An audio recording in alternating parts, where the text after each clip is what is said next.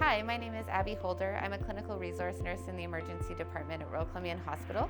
And I'm here today to talk to you about how we use these tablets and smartphones to help improve patient care in the emergency department. When the pandemic first started in March, we were trying to figure out ways to make care better for patients in the emergency department. We wanted to make sure that we made it as safe as possible for them. And we also wanted to provide a way for patients to be able to talk to their family members who are no longer allowed to visit with them in the department.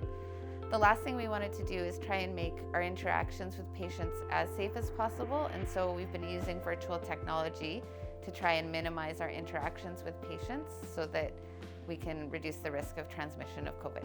We're allowing patients to download the Signal app and be able to talk to physicians or nurses using that device.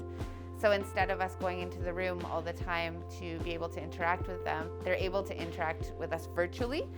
So basically they just use this Signal application and they're able to call tablets that we have, and then they can video chat with us through these devices. So we can use it to reassess them, to check in on them to see how they're doing, or if they need anything from us, they can communicate with us that way. The other way that we're using these devices is we're able to use them during resuscitation situations. So when we're intubating and resuscitating people who are really sick with COVID or we think might have COVID, we want to try and reduce the number of staff members in the resuscitation just to minimize the risk of exposure for us.